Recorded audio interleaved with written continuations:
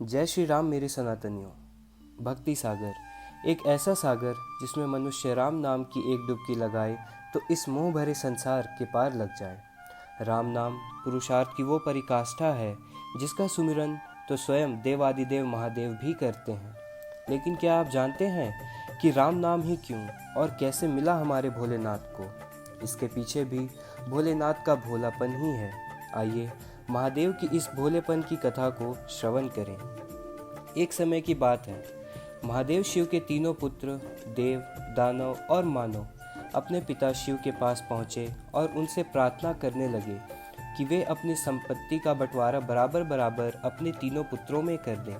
महादेव के पास 1 करोड़ श्लोकों की संपदा थी।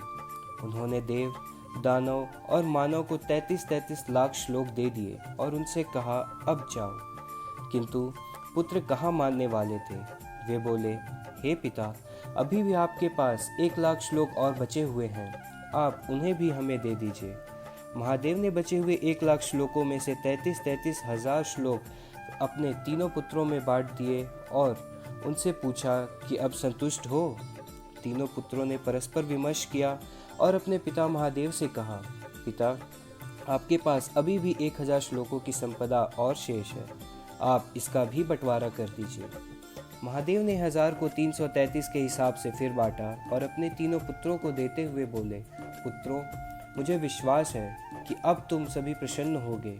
मैंने अपनी पूरी संपदा तुम तीनों में बराबरी से वितरित कर दी है और मेरे पास एकमात्र सिर्फ एक ही श्लोक बचा हुआ है। किंतु पुत्र कहाँ मानने वाले थे। उनकी आत्मा उस एक श्लोक पर चिपकी हुई थी। वे बोले, पिता, आप एक का भी क्या करेंगे, इसे भी हम तीनों को दे दीजिए। महादेव तो महादेव हैं। घन घन भोलेनाथ तुम्हारे कौड़ी नहीं खजाने में, तीनों लोग बस्ती में बसाए स्वयं बसे वीराने में। अपने पुत्रों की इच्छा जानकर वे मुस्कुरा दिए और सोचने लगे कि 1 को 3 भागों में कैसे विभक्त किया जा सकता है। उन्होंने पल भर विचार किया।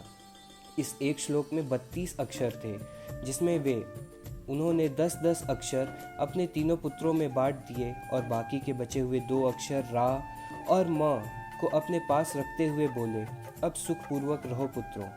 मैंने अपनी पूरी संपत्ति तुम तीनों को देते हुए शेष बचे हुए 2 अक्षर अर्थात राम को अपने पास रख लिया है। अब मैं इन्हीं राम के सहारे अपना संपूर्ण जीवन सुख से व्यतीत करूँगा। कालों के काल महाकाल महादेव जब स्वयं राम नाम के सहारे ये समस्त ब्रह्मांड चला रहे हैं, तो क्या ये पावन राम नाम हमें इस संसार के पार नहीं लगा सकता? यह प्रश्न खुद से ज़रूर पूछिएगा। तब तक के लिए जय श्री राम, हर हर महादेव मेरे सनातनियों।